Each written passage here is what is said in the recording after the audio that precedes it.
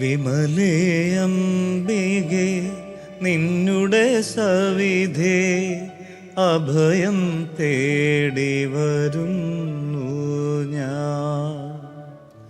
എന്നുടെ അർച്ചന യാചനയെല്ലാം കൈക്കൊള്ളണമേ തായേ നീ, കൈക്കൊള്ളണമേ തായേ നീ. വിമലേ അംബികേ നിന്നുടെ സവിധേ അഭയം തേടി വരുന്നു ഞാൻ. അഴലാവാഴിയിൽ താഴാതന്നെ കനിവെഴുമമ്മേ കാത്തരുൾക. പാപക്കരിനിഴൽ വീശും നേരം കൃപയുടെ കതിരുകൾ ചൊരിയണമേ. വിമലേ അംബികേ നിന്നുടെ സവിധേ അഭയം തേടി വരുന്നു ഞാൻ. പരിശുദ്ധ അമ്മയുടെ ശക്തമായ മാധ്യസ്ഥത്തിൽ നമുക്ക് റേമയുടെ പുതിയ എപ്പിസോഡിലേക്ക് കടക്കാം. ഗുഡ്നസ് ടിവിയുടെ എല്ലാ പ്രേക്ഷകർക്കും ഈ ഒരു എപ്പിസോഡിലേക്ക് സ്വാഗതം. ഈ കുഞ്ഞിൻ്റെ അമ്മാമയായിരിക്കുമെന്നാണ് ഞാൻ വിചാരിച്ചത്. ഒരു ഇച്ചിരി പ്രായമുണ്ട്. അപ്പോൾ ഞാൻ ചോദിച്ചു, കൊച്ചിൻ്റെ അമ്മ എന്ത് ചെയ്യുന്നു ചോദിച്ചു. അപ്പോൾ പറഞ്ഞു, ഞാനാണ് അമ്മ. പിന്നെ ഒരു ചേട്ടൻ കയറി വന്നു. അപ്പം ഞാൻ ചോദിച്ചു, ഇത് കൊച്ചിൻ്റെ അപ്പാപ്പനാണോ? അല്ല, അപ്പനാണ്. അപ്പോൾ എങ്ങനെയാ? അപ്പം 21 വർഷത്തിന് ശേഷം ഉണ്ടായ ഒരു കൊച്ച. പലപ്പോഴും പലരും വിചാരിച്ചുകൊണ്ടിരിക്കുന്നത് ഹോമോലോഗസ് എന്ന് വെച്ചാൽ ഭർത്താവിൻ്റെയും ഭാര്യയുടെയും അണ്ടവും ബീജവും ശേഖരിച്ച് നടത്തുന്ന ഒരു പ്രക്രിയ. അത് ശരിയാണ് എന്നുള്ള രീതിയിൽ ഒരു വാദമുണ്ട്. അവനെ ട്രീറ്റ് ചെയ്ത ഈ ഡോക്ടറിന് 16 വർഷമായിട്ട് മക്കളില്ല. ഒരു നല്ലൊരു കത്തോലിക്ക ഡോക്ടറായിരുന്നു. ഒത്തിരി പേർക്ക് ആള് നല്ല ട്രീറ്റ്മെൻറ്റ് കൊണ്ട് മക്കൾ ഉണ്ടാകാൻ വേണ്ടിയിട്ട് ഇടയായിട്ടുണ്ട്. പക്ഷേ ആളിപ്പോഴും ക്ഷമയോടുകൂടെ കാത്തിരിക്കുകയാണ്. പ്രായവും ഇപ്പം അച്ഛൻ പറഞ്ഞോണം ഒത്തിരി വാർദ്ധക്യത്തിലെത്തി, പക്ഷെ മക്കള് ചെറുപ്രായമാണ്. അതൊരു ഓപ്ഷനാണ്. നമ്മുടെ സിവിൽ ലോ അനുസരിച്ചൊക്കെ അതിൻ്റെ പ്രൊസീജിയേഴ്സ് വെച്ചൊക്കെ നമുക്ക് കുട്ടികൾക്ക് വേണ്ടി അങ്ങനെ ആഗ്രഹിക്കാം. ഈ എപ്പിസോഡിൽ പങ്കെടുക്കുന്ന വൈദികരെ ഒന്ന് പരിചയപ്പെടാം. Father Alphin Manavalan, father Justin Kappalumakkal, father Jose Thayil, father Joseph Onattu. നമ്മൾ ഇന്ന് ഗാനത്തിൽ സൂചിപ്പിച്ചതുപോലെ തന്നെ പരിശുദ്ധ അമ്മയുടെ ജീവിതവുമായി ബന്ധപ്പെട്ട ഒരു ചോദ്യത്തിലേക്ക് തന്നെ കടക്കാമെന്ന് വിചാരിക്കുകയാണ്. പരിശുദ്ധ അമ്മയുടെ മുമ്പിൽ മംഗളവാർത്തയുമായിട്ട് വരുന്ന ഗബ്രിയേൽ ദൂതന്റെ അടുക്കൽ ആ ചെറിയ കന്യക ചോദിക്കുന്ന ഒരു ചോദ്യമുണ്ട്. ഇതെങ്ങനെ സംഭവിക്കും? ഞാൻ പുരുഷനെ അറിയുന്നില്ലല്ലോ. വലിയ വിശദീകരണമൊന്നും ഇല്ലാതെ ഈ ചോദ്യത്തിന്റെ പിന്നിലെ കൗതുകം നമുക്ക് എല്ലാവർക്കും അറിയാം. ഒരു പുരുഷനെ കൂടാതെ എങ്ങനെയാണ് ഒരു സ്ത്രീ ഗർഭവതിയാകുക? പരിശുദ്ധ അമ്മയുടെ ചോദ്യം വളരെയേറെ റെലവൻ്റ് ആയിരുന്നു ആ ഒരു കാലഘട്ടത്തിൽ. ഇന്നും ഈ ഒരു ചോദ്യം വളരെയേറെ റെലവൻ്റ് ആണ്. നമ്മുടെയൊക്കെ ഒത്തിരി കുടുംബങ്ങളിൽ മക്കളില്ലാത്ത ദമ്പതികളുടെ എണ്ണം കൂടി വരികയാണ്.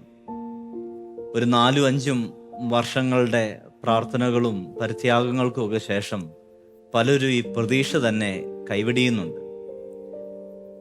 നമ്മൾ വൈദികരൊക്കെ അവരോട് സംസാരിക്കുമ്പോൾ അവർ ചോദിക്കും, ഇതെങ്ങനെ അച്ഛാ സംഭവിക്കും? ഇത്രയും നാളും ഞങ്ങൾ കാത്തിരിക്കുകയാണല്ലോ, ഞങ്ങൾക്കൊരു ഉത്തരവും ദൈവത്തിൽ നിന്ന് കിട്ടിയില്ലല്ലോ. ഈ ഒരു ചോദ്യത്തിന് പരിശുദ്ധ അമ്മയ്ക്ക് ഗബ്രിയേൽ ദേവദൂതൻ നൽകുന്ന വലിയൊരു ഉത്തരവുണ്ട്. പരിശുദ്ധാത്മാവ് നിന്റെ മേൽ വരും, അത്യുന്നതന്റെ ശക്തി നിന്റെ മേൽ ആവസിക്കും. ഇതേപോലെ തന്നെ പത്രോസ്ലിഹ നമ്മളെ പഠിപ്പിക്കുന്ന മനോഹരമായിട്ടുള്ള ഒരു വചനമാണ്, കർത്താവിൻ്റെ ശക്തമായ കരുത്തിന് കീഴിൽ താഴ്മയോടെ നിൽക്കുക, തക്ക സമയത്ത് അവിടെ നിങ്ങളെ ഉയർത്തിക്കൊള്ളും. മക്കളില്ലാത്ത ദമ്പതികളെ കുറിച്ച് നമുക്കെല്ലാവർക്കും വലിയൊരു ആദിയുണ്ട്. ഒത്തിരി പേർ അതിൻ്റെ വിഷമങ്ങൾ പങ്കുവയ്ക്കുന്നുമുണ്ട്. ആ വിഷമത്തോടുകൂടി ഞങ്ങളെല്ലാ വൈദികരും ചേരുകയാണ്, എല്ലാവർക്കും വേണ്ടി പ്രാർത്ഥിക്കുകയാണ്. ഇന്നത്തെ ഈ എപ്പിസോഡിൽ മക്കളില്ലാത്ത ദമ്പതികൾ പുലർത്തേണ്ട വിശ്വസ്തതയെക്കുറിച്ചും അവർ വിശ്വാസത്തോടുകൂടെ കാത്തിരിക്കേണ്ട ആവശ്യകതയെക്കുറിച്ചും അവരുടെ ഇടയിൽ തിന്മ കൊണ്ടുവരുന്ന, സാത്താൻ കൊണ്ടുവരുന്ന ചില തെറ്റായ പ്രബോധനങ്ങൾ തിരുത്തുന്നതിന് ആഗ്രഹിച്ചുകൊണ്ടും ഇന്നത്തെ കാലഘട്ടത്തിൽ അവർ എങ്ങനെ ഈ ഒരു പ്രതിസന്ധിയെ നേരിടണമെന്നും ഞങ്ങൾ വൈദികർ പങ്കുവയ്ക്കാൻ ആഗ്രഹിക്കുന്നു. നമുക്ക് ഒരുമിച്ച് ഈ ഒരു മനോഹരമായ ശുശ്രൂഷയിലേക്ക്, എപ്പിസോഡിലേക്ക് കടക്കാം. അച്ഛൻ പറഞ്ഞത് ശരിയാ. ഒരു വലിയ ദുഃഖത്തിന്റെ ഒരു സമയമാണ്. നമുക്ക് ഒരിക്കലും ഇത് ദമ്പതികള്, മക്കളില്ലാത്ത ദമ്പതികളെ നമ്മൾ എടുത്തു നോക്കും, വലിയൊരു വേദനയാണ്. ഒരു ഉദാഹരണം എനിക്ക് തോന്നുന്നു, ഉദാഹരണത്തിലേക്ക് കടക്കുന്നതിന് മുമ്പ് ഇവരുടെ ഒരു വേദന മക്കളില്ല എന്നുള്ളൊരു വേദന, അതിനേക്കാൾ അപ്പുറം മറ്റൊരു വേദന ഇവർക്കുണ്ട്. ഈ ഡിവൈൻ ധ്യാന കേന്ദ്രത്തില് മക്കളില്ലാത്ത ദമ്പതിമാർക്ക് വേണ്ടി ധ്യാനം നടക്കാറുണ്ട്. ഒരു ധ്യാനത്തില് ഞങ്ങളുടെ ഡെർബിനച്ചൻ ധ്യാനം നടത്തിയപ്പം ഇവരിങ്ങനെ ലെറ്ററുകൾ എഴുതി കൊടുക്കും, ഇവരുടെ സങ്കടങ്ങളൊക്കെ, നിയോഗങ്ങളും. അച്ഛൻ പങ്കുവെച്ച ഒരു കാര്യമാണ്, ഈ എല്ലാ എഴുത്തുകളിലും അവരുടെ വേദന എന്താന്ന് വെച്ചാൽ, മക്കളില്ല എന്നുള്ളൊരു വേദനയുണ്ട്, ഉറപ്പാണ്. അതിനപ്പുറം മറ്റുള്ളവരുടെ ചോദ്യങ്ങൾക്കുള്ള ഉത്തരം ഇവർക്ക് കിട്ടുന്നില്ല. പ്രത്യേകിച്ച് അമ്മായിമ്മമാർ അല്ലെങ്കിൽ അമ്മായിപ്പന്മാര് ഇവരെ, നമുക്കറിയാം, മക്കളില്ലാത്തവരൊരു പേരൊക്കെ വിളിക്കുന്നു, അത് വിളിക്കുന്നു ഇവരെ. ഇനി ഇത് നിന്റെ തെറ്റാണ്. ഇനി ചിലപ്പം നമ്മൾ ഇവരെ ചികിത്സക്കൊക്കെ ആയിട്ട് കൊണ്ടുപോകുമ്പോൾ ചിലപ്പോൾ അത് ഭാര്യയുടെ കുഴപ്പമായിരിക്കാം. അങ്ങനെയൊക്കെ വരുമ്പം പലതും പറഞ്ഞ് ഇവരെ കുറ്റപ്പെടുത്തുന്നു. അപ്പൊ ഇങ്ങനെ സമൂഹത്തിൽ നിന്നും ഇവർക്ക് ഒരു സപ്പോർട്ട് കിട്ടുന്നില്ല എന്നുള്ളതൊരു വലിയൊരു വേദനയാണ്. അപ്പൊ എന്താണ് ഇവരോട് നമ്മൾ പറയേണ്ടതെന്ന് വിചാരിച്ചാൽ, എനിക്ക് തോന്നുന്നു ഫ്രാൻസിസ് മാർപ്പാപ്പ പറയുന്ന ഒരു കാര്യമുണ്ട്. ഫ്രാൻസിസ് മാർപ്പാപ്പ ഇങ്ങനെ മക്കളില്ലാത്ത ദമ്പതിമാർക്ക് ഒരു ഓഡിയൻസ് കൊടുത്തപ്പം ഈ ഫ്രാൻസിസ് മാർപ്പാപ്പ അവരോട് പറഞ്ഞതാ, പ്രിയ ദമ്പതിമാരെ, നിങ്ങള് ഈ ലോകത്തിലെ അല്ലെങ്കിൽ ഈ കാലഘട്ടത്തിലെ പ്രവാചകന്മാരാ, യു ആർ ദ പ്രോഫറ്റ്സ്. എന്തുകൊണ്ടാണ്? നിങ്ങൾ ഈ ലോകത്തോട് വിളിച്ചു പറയുന്ന ഒരു കാര്യമുണ്ട്, മക്കൾ ദൈവത്തിന്റെ ദാനമാണ്. അവർ ഈ ലോകത്തോട് വിളിച്ചു പറയുന്ന ഒരു കാര്യമാണ്. ഇതിനകത്ത് നമ്മൾ മനസ്സിലാക്കേണ്ട ഒരു കാര്യം, നമ്മൾ മുമ്പിലെ എപ്പിസോഡുകളിലൊക്കെ പറഞ്ഞു, മക്കളെ ലഭിക്കുന്നത് ഒരു അനുഗ്രഹമാണ്. അപ്പോൾ മക്കളെ ലഭിക്കാത്തത് അത് ശാപമാണോ? ഒരിക്കലുമല്ല, അത് ശാപമല്ല. അത് ദൈവം തരുന്നതാണെങ്കിൽ അവർക്ക് ദൈവം മക്കളെ അപ്പോൾ കൊടുക്കുന്നില്ലെങ്കിൽ അതും ഒരു ദൈവിക പദ്ധതിയാണ്. അവരതിനോട് ചേർന്ന് നിൽക്കുക എന്നുള്ളതാണ് സഭ ആഗ്രഹിക്കുന്നത്. ഇതൊരു കുരിശ് ആണ്, ആ കുരിശ് വഹിച്ചുകൊണ്ട് അവനെ അനുഗമിക്കുക. അപ്പോൾ അവരോട് നമുക്ക് പറയാനുള്ളൊരു കാര്യം, ഇതൊരു ദൈവിക പദ്ധതിയാണെന്ന് മനസ്സിലാക്കി മുന്നോട്ട് നീങ്ങുക എന്നുള്ളതാണ്. അച്ഛൻ പറഞ്ഞ പോലെ പ്രത്യാശ എന്നുള്ളത്, അതായത് ചിലപ്പം 20 വർഷങ്ങൾക്ക് ശേഷം, ഞാനൊരു പോപ്പുലർ മിഷൻ ധ്യാനത്തിന് പോയപ്പം കണ്ട ഒരു കാര്യമാണ്, ആ വീട്ടിൽ കയറി ചെല്ലുമ്പം ഒരു കുഞ്ഞ് തൊട്ടിൽ കിടക്കുന്നുണ്ട്. ഏകദേശം ഒരു മാസം പ്രായമുള്ള ഒരു കുഞ്ഞ. പെട്ടെന്ന് ഒരു സ്ത്രീ കടന്നു വന്നു. അപ്പൊ ഞാൻ വിചാരിച്ചു ഈ കുഞ്ഞിന്റെ അമ്മാമയായിരിക്കുമെന്നാണ് ഞാൻ വിചാരിച്ചത്. ഒരു ഇച്ചിരി പ്രായമുണ്ട്. അപ്പൊ ഞാൻ ചോദിച്ചു, കൊച്ചിന്റെ അമ്മ എന്തിയെന്ന് ചോദിച്ചു. അപ്പൊ പറഞ്ഞു, ഞാനാണ് അമ്മ. പിന്നെ ഒരു ചേട്ടൻ കയറി വന്നു. അപ്പൊ ഞാൻ ചോദിച്ചു, ഇത് കൊച്ചിന്റെ അപ്പാപ്പനാണോ? അല്ല, അപ്പനാണ്. അപ്പൊ എങ്ങനെയാ? അപ്പൊ 21 വർഷത്തിന് ശേഷം ഉണ്ടായ ഒരു കൊച്ച. അപ്പൊ ഞാൻ ചോദിച്ചു, ചികിത്സകൾ ഇങ്ങനെ വേറെ എന്തെങ്കിലും? ഇല്ല, ഞങ്ങൾ തുടക്കം കുറച്ച് ചികിത്സകളൊക്കെ എടുത്തായിരുന്നു, പിന്നെ പ്രാർത്ഥിച്ചു. പ്രാർത്ഥനയുടെ ഫലമായിട്ടാണ് ഈ കൊച്ചിനെ ഞങ്ങൾക്ക് കിട്ടിയത് 21 വർഷത്തിന് ശേഷം. അപ്പം 5 വർഷം കൊണ്ട് കിട്ടിയില്ല, 10 വർഷം കൊണ്ട് കിട്ടിയില്ല എന്നതിന്റെ അർത്ഥം ഒരിക്കലും ലഭിക്കില്ല എന്നുള്ളതല്ല. നമ്മൾ പ്രത്യാശയോടെ കാത്തിരിക്കുക എന്നുള്ളതാണ്. അച്ഛനും അങ്ങനെ. തീർച്ചയായിട്ടും പോപ്പുലർ മിഷൻ ധ്യാനത്തിന്റെ കാര്യം പറഞ്ഞതുകൊണ്ട് തന്നെ, പോപ്പുലർ മിഷൻ ധ്യാനങ്ങളിൽ ചില വീടുകളിൽ സന്ദർശിക്കുമ്പോൾ മക്കളില്ലാത്ത ദമ്പതികളെ കണ്ടുമുട്ടാനിടയായിട്ടുണ്ട്. അവരുടെ വേദന വലിയ വേദന തന്നെയാണ്, തീർച്ചയായിട്ടും. പക്ഷെ ചിലപ്പോഴെങ്കിലും ജീവിതത്തിൽ പ്രതീക്ഷ അല്ലെങ്കിൽ പ്രത്യാശ നഷ്ടപ്പെട്ടവരായിട്ട് തോന്നിയിട്ടുണ്ട് അവരെ കാണുമ്പോൾ.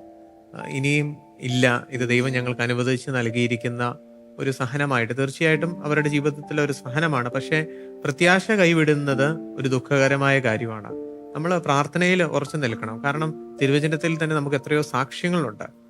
നമ്മുടെ വിശ്വാസികളുടെ പിതാവെന്ന് വിളിക്കപ്പെടുന്ന അബ്രാഹാം, അതിനുശേഷം വരുന്നു ഒരുപാട് സാമൂലിന്റെ അമ്മ ഹന്ന. ഇതെല്ലാം നമുക്ക് ഒരുപാട് മാതൃകകളാണ്. ദൈവത്തിന് ഇടപെടാൻ സമയം, കാലം എന്നിവയൊന്നും പരിമിതിയല്ല എന്ന് തീർച്ചയായിട്ടും നമ്മൾ വിശ്വസിക്കണം. അതോടൊപ്പം തന്നെ നമ്മൾ ഈ ഒരു കാലയളവിൽ ഈ മക്കളില്ലാത്ത ദമ്പതികളെ ചേർത്ത് പിടിക്കുമ്പോൾ ഇപ്പോഴത്തെ കണക്കനുസരിച്ച് വിവാഹിതരായവരിൽ 15 തൊട്ട് 20% പേരെങ്കിലും മക്കളില്ലാത്ത ദമ്പതികളാണ്. ഇപ്പോൾ എനിക്ക് തോന്നുന്നു 15-20 അല്ല 25 തൊട്ട് 35 വരെ ഉണ്ടെന്നൊക്കെയാണ് പറയുന്നത്. എങ്കിൽ അത്രയും രൂക്ഷമായിരിക്കുന്ന ഒരു കാലയളവില് അപ്പോൾ അവരുടെ ദുഃഖം ഒരു വശത്ത് സഭ കരുതുമ്പോൾ സഭ അവരോട് പറയുന്ന മറ്റൊരു കാര്യം കൂടിയുണ്ട്. അത് എല്ലാവരോടുമായിട്ടാണ് പറയുന്നത്. ഈ മക്കൾ എന്ന് പറയുന്നത് മാതാപിതാക്കളുടെ അവകാശമല്ല. Parents do not have the right for a child. But അവർക്ക് എന്താ ഉള്ളതെന്ന് പറഞ്ഞു കഴിഞ്ഞിട്ടുണ്ടെങ്കിൽ അവർക്ക് പരസ്പരം സ്നേഹിക്കാനും പരസ്പരം ജീവിതം പങ്കുവയ്ക്കാനുള്ള അവകാശമുണ്ട്, റൈറ്റ് ഉണ്ട്. പക്ഷെ അവർക്ക് മക്കൾ എന്ന് പറയുന്ന ഒരു റൈറ്റ് അല്ല. സഭ അവിടെ വീണ്ടും വീണ്ടും അടിവരയിട്ട് പഠിപ്പിക്കും. ദ മോസ്റ്റ് പ്രഷ്യസ് ഗിഫ്റ്റ് ആണെന്ന് പഠിപ്പിക്കും. It's A gift. മലയാളത്തിൽ നമ്മൾ പറയും ദാനമാണെന്ന് പറയും. നമ്മുടെ അവകാശമല്ല, ദാനമാണ്. മാതാപിതാക്കൾക്ക് അവകാശമായിട്ടുള്ള സഭ പഠിപ്പിക്കുന്നത് അവർ തമ്മിലുള്ള പരസ്പര അർപ്പണമാണ്. അവർക്ക് പരസ്പരം ജീവിതം പങ്കുവയ്ക്കാം, പരസ്പരം സ്നേഹിക്കാം. ഇത് അവരുടെ അവകാശമാണ്. പക്ഷെ ജനിച്ചു വീഴുന്ന കൊച്ചിന് സഭ ഒരു അവകാശം കൊടുക്കുന്നുണ്ട്.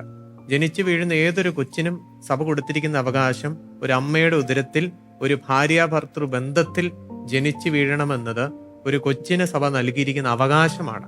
അത് കൊച്ചിന്റെ നമ്മൾ ഔദാര്യം എന്ന് കണക്കാക്കുന്ന ഒരു കാര്യമല്ല, മറിച്ച് ഒരു കൊച്ചിന്റെ ഒരു അവകാശമാണ്.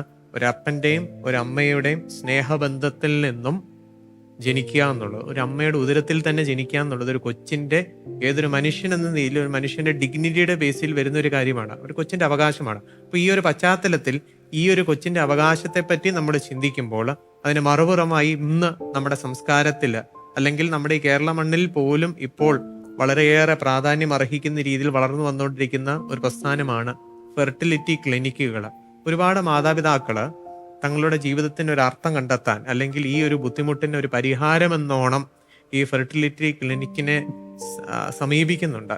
അത് നമ്മൾ ഈ ഒരു കാലയളവിൽ ചർച്ച ചെയ്യേണ്ട ഒന്നാണ്.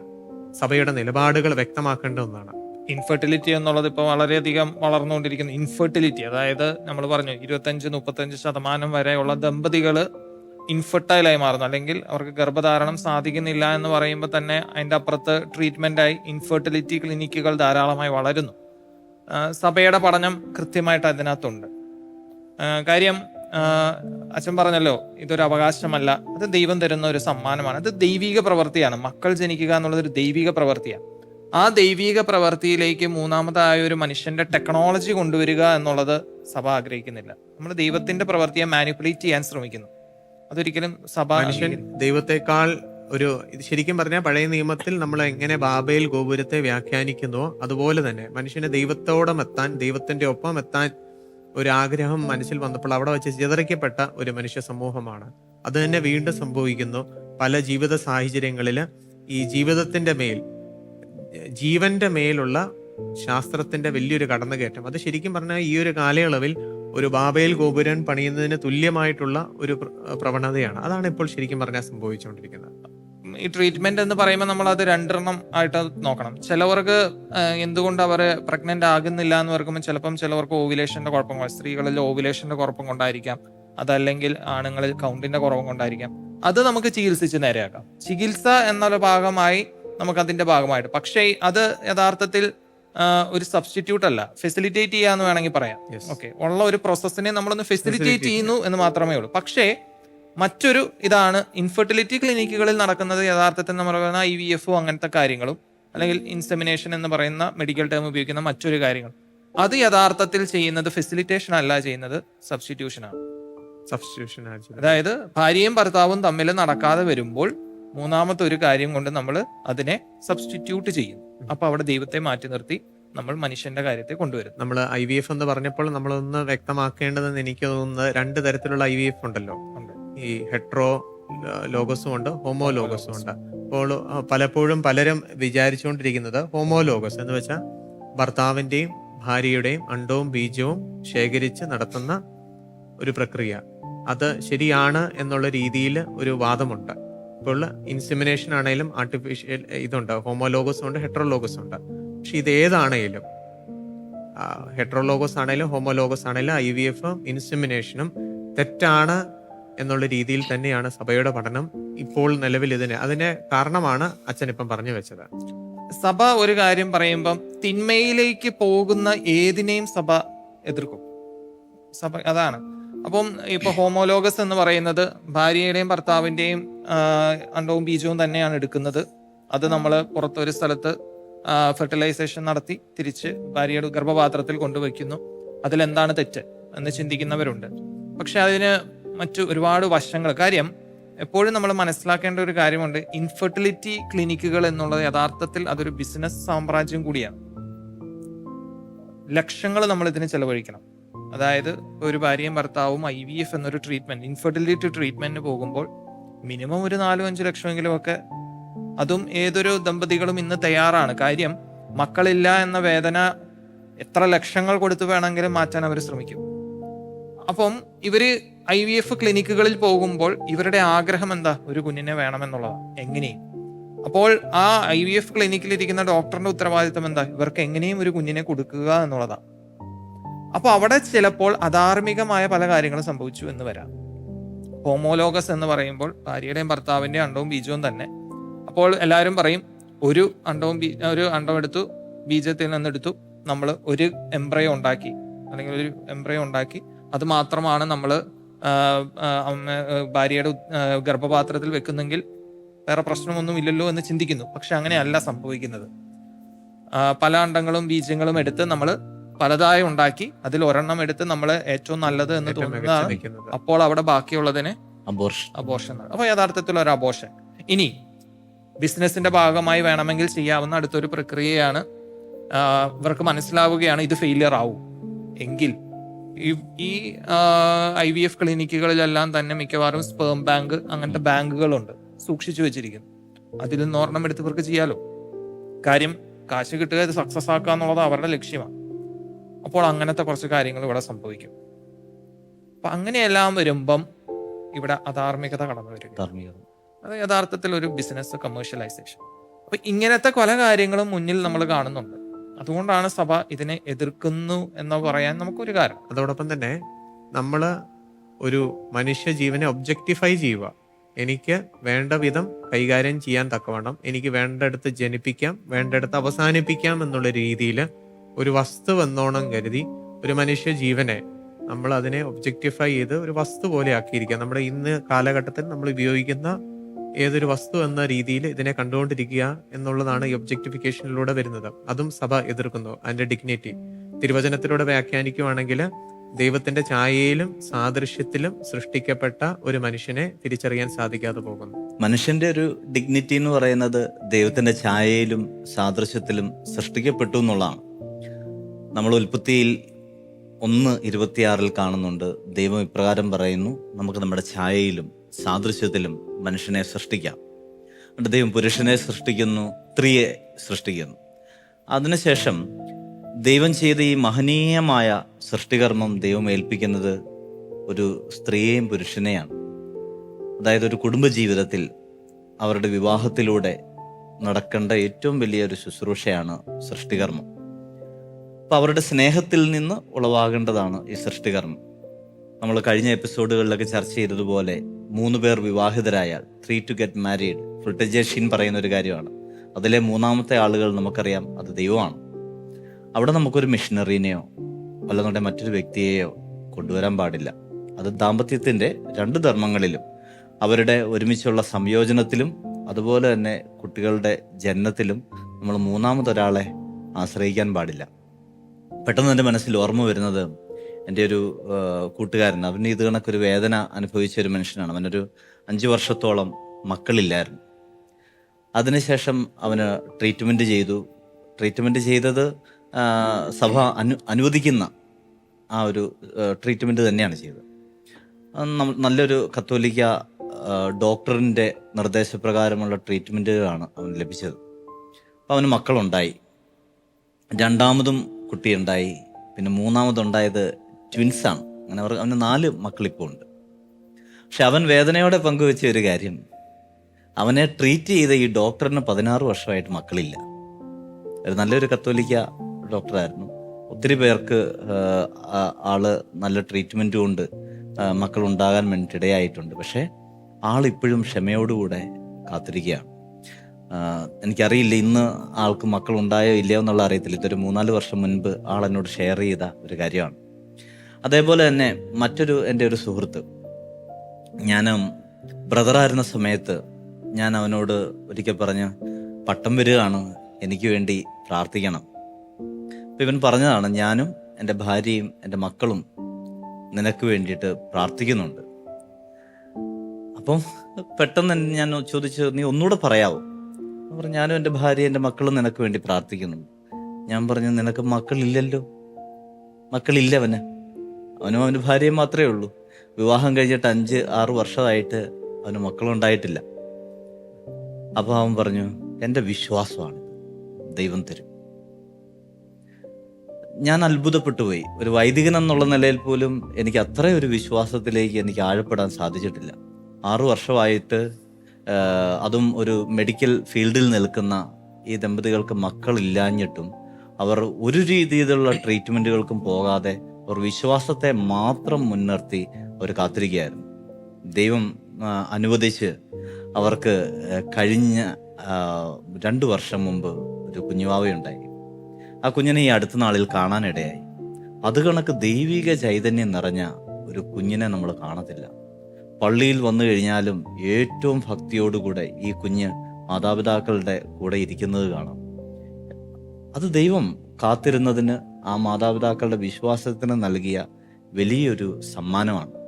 നമുക്കറിയാം, ബൈബിളിലെ വൈകി കാത്തിരുന്ന് കിട്ടുന്ന എല്ലാ മക്കളും, അബ്രഹാം കാത്തിരുന്ന് കിട്ടിയ കുട്ടി ഇസഹാക്ക്, അത് വാഗ്ദാനത്തിൻ്റെ പുത്രനായിരുന്നു.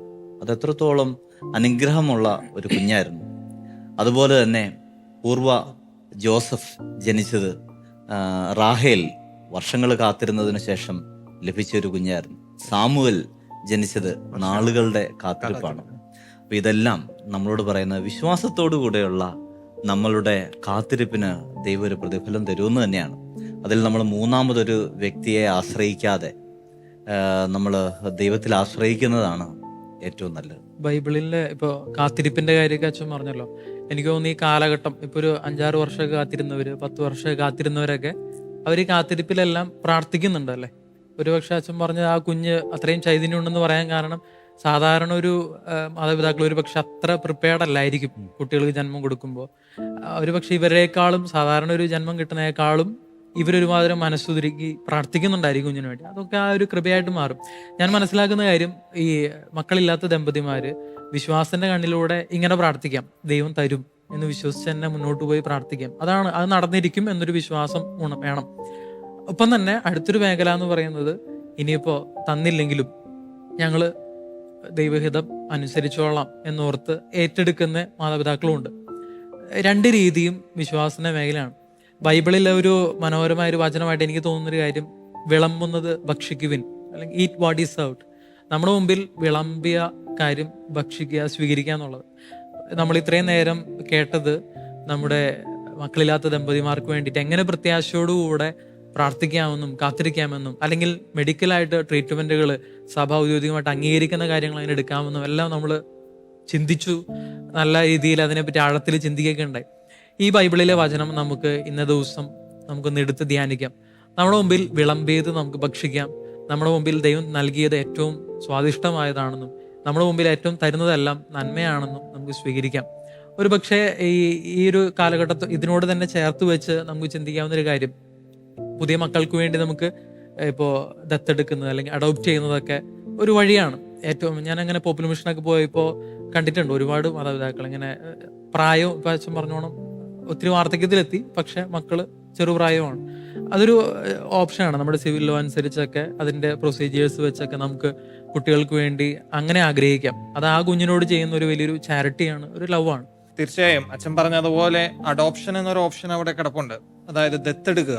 ഇന്ന് ഒരുപാട് മക്കളെ ഇങ്ങനെ മാതാപിതാക്കൾ ഉപേക്ഷിക്കുന്നുണ്ട്. അത് തെറ്റായ ഒരു പ്രവണതയാണ്, നമ്മളത് ചെയ്യാൻ പാടില്ല. പക്ഷെ എന്നിരുന്നാലും നമുക്കറിയാം, ഒരുപാട് മക്കള് അനാഥാലയങ്ങളിലും മറ്റുമൊക്കെ ആയിട്ട് വളരുന്നു. അവരെ ഒന്ന് ദത്തെടുത്ത് വളർത്തുക എന്നുള്ളത് അതൊരു പുണ്യപ്രവൃത്തി. അച്ഛൻ പറഞ്ഞ ഒരു ചാരിറ്റി മാത്രമല്ല, ചിലപ്പോൾ ദൈവം അത് ആഗ്രഹിക്കുന്നുണ്ടാവും. ദൈവം ഓരോരുത്തരെയും ഈ ലോകത്തിലേക്ക് അയക്കുമ്പം ദൈവത്തിന് അവരെ ആരെങ്കിലുമൊക്കെ ഏൽപ്പിക്കണം എന്നുണ്ട്. പക്ഷേ എന്തോ കാരണത്താൽ അവരുടെ സ്വന്തം മാതാപിതാക്കൾ അത് ഏറ്റെടുക്കുന്നില്ല. അപ്പം പക്ഷെ എന്നാൽ ദൈവം അവർക്ക് മറ്റൊരു മാതാപിതാക്കളെ കണ്ടെത്തും. ഈ മക്കളില്ലാത്ത ദമ്പതിമാരെ ആയിരിക്കാം ചിലപ്പം ദൈവം അതിനെ നിയോഗിക്കുന്നത്. ആ മക്കളിലൂടെ ആ കുടുംബത്തിലെ ഈ ദമ്പതികൾക്ക് ഒരുപാട് അനുഗ്രഹങ്ങൾ ചിലപ്പോൾ കടന്നു വരുമായിരിക്കും. നമ്മൾ ദത്തെടുത്ത ഒരുപാട് പോപ്പുലർ മിഷനൊക്കെ പോയപ്പോൾ അച്ഛൻ പറഞ്ഞു കണ്ടവരൊക്കെ ഉണ്ട്. അത് വലിയ അനുഗ്രഹമായിട്ട് മാറും. അപ്പൊ അതുകൊണ്ട് ഇങ്ങനെ മക്കളില്ലാത്ത വിഷമിക്കുന്ന ദമ്പതികള്, അതും ഒരു പ്രത്യാശയുടെ വശമാണ്. എനിക്ക് വേണ്ടി ദൈവം എവിടെയോ ഒരു കുഞ്ഞിനെ വെച്ചിട്ടുണ്ട്. അപ്പൊ ഒരു ദത്തെടുക്കുന്ന ആ ഒരു രീതിയിലേക്കും കടക്കുക എന്നുള്ളത് നമുക്ക് ചിന്തിക്കാവുന്ന ഒരു കാര്യമാണ്. അപ്പോൾ ഈ ഒരു നിമിഷം ഞങ്ങളുടെ ഈ ചർച്ചയിലൂടെ ഞങ്ങൾ പറയാൻ ആഗ്രഹിച്ച ഒരു കാര്യം, 1-2 കാര്യങ്ങൾ ഇതാണ്. ഒരിക്കലും മക്കളില്ല എന്നുള്ളത് അത് ശാപമല്ല, അതും ഒരു ദൈവിക പദ്ധതിയാണ്. ആ ദൈവിക പദ്ധതിയോട് നമ്മൾ ചേർന്ന് നിൽക്കേണ്ടത് പ്രാർത്ഥനയിലൂടെയും വിശ്വാസത്തിലൂടെയും പ്രത്യാശയിലൂടെയാണ്. അതല്ലാതെ മറ്റ് തിന്മയിലേക്ക് കടന്നു പോവുക എന്നുള്ളതല്ല. ലോകം പലതും പറയും, പല ചികിത്സാ രീതികളുണ്ട്, നമുക്ക് സാമ്പത്തികമായി ഇത്രയൊക്കെ കൊടുത്താൽ ഒരു കുഞ്ഞിനെ കിട്ടും. പക്ഷേ അതൊന്നും ദൈവം ആഗ്രഹിക്കുന്നില്ല. നമ്മൾ ആ ദൈവിക പദ്ധതിയോട് ചേർന്ന് നിന്ന് പ്രത്യാശയോടെ മുന്നോട്ട് പോവുക, ഒരു കുഞ്ഞിനെ ദത്തെടുക്കുന്നതിനെ കുറിച്ച് ചിന്തിക്കുക, അതിലൂടെ വരുന്ന അനുഗ്രഹം പ്രാപിക്കുക. ആ ഒരു വലിയ ഒരു സന്ദേശമാണ് ഞങ്ങൾ തരാൻ ആഗ്രഹിക്കുന്നത്. മക്കളില്ലാത്ത പ്രിയ ദമ്പതിമാരെ, നിങ്ങൾക്ക് മക്കൾക്ക് കൊടുക്കാനുള്ള സ്നേഹം നിങ്ങൾ നിങ്ങളുടെ ഭാര്യയ്ക്കോ ഭർത്താവിനുമായിട്ട് കൊടുക്കുക. അങ്ങനെ നിങ്ങളുടെ ദാമ്പത്യ ബന്ധം കൂടുതൽ ദൃഢമുള്ളതാക്കുക. പ്രത്യാശയോടെ വിശ്വാസത്തോടെ കാത്തിരിക്കുക. നിങ്ങളോടൊപ്പം ഞങ്ങളും പ്രാർത്ഥിക്കുന്നു. ഈശോ എല്ലാവരെയും അനുഗ്രഹിക്കട്ടെ. നിത്യം പിതാവിനും പുത്രനും പരിശുദ്ധാത്മാവുമായ സർവേശ്വര എന്നേക്കും ആമേൻ.